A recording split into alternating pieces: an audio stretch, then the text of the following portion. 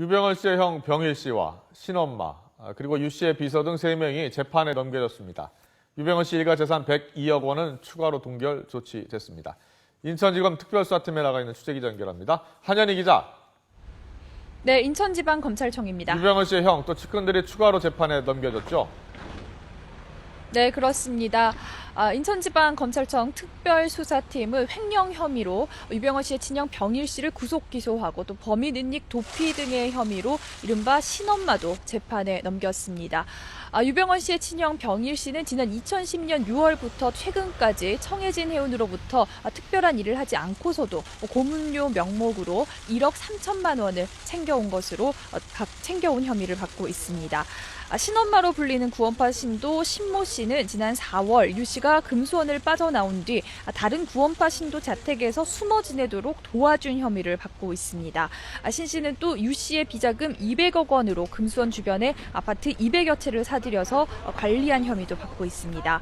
이와 함께 기업 경영과 관련해서 유 씨의 비서 역할을 해온 모래알 디자인 이사 김모 씨도 범인 도피 등의 혐의로 재판에 넘겨졌습니다.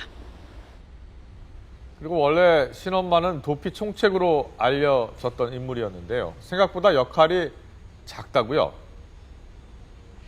네, 그렇습니다.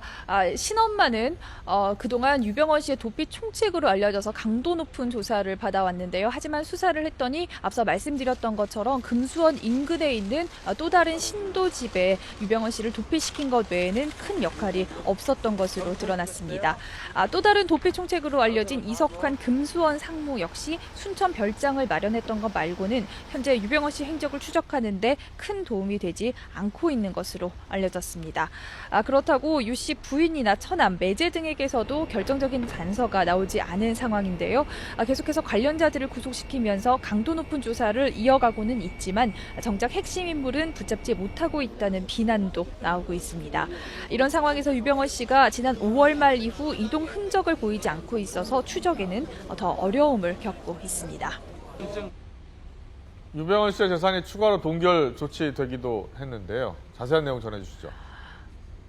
네, 그렇습니다. 인천지방법원이 조금 전 3차 기소전 추징 보전 명령 청구를 받아들였습니다. 앞서 2차례에 걸쳐서 374억 원 상당의 계열사 주식과 또 차명재산 등에 대해서 같은 조치가 취해졌는데요. 이번에 동결 조치가 내려진 재산은 역삼동에 있는 상가 10채 등 102억 원 상당입니다. 이 가운데는 유병헌 씨가 순천 도피 생활을 하면서 측근 명의로 사들인 2억 5천만 원 상당의 농가주택과 임야도 포함됐습니다. 순천에서 유 씨의 도피를 도왔던 구원파 신도 변모 씨 부부의 명의로 순천 별장 근처에 부동산을 사들인 건데요. 유병헌 씨가 순천으로 이동한 것이 지난 5월 3일인데 해당 부동산은 5월 20일 이후에 구입한 것으로 나타납니다. 도피를 하면서 해당 부동산을 구입한 건데요. 검찰은 유 씨가 제2의 은신처를 마련하기 위해서 농가와 임야를 사들였을 가능성이 높을 것으로 보고 있습니다. 또 도피를 하면서도 차명 부동산을 구입했다는 것은 유 씨의 도피 자금이 충분하다는 것을 보여주는 것이기도 해서 유 씨의 도피 자금줄도 추적하고 있습니다. 지금까지 인천지방검찰청에서 YTN 한현입니다.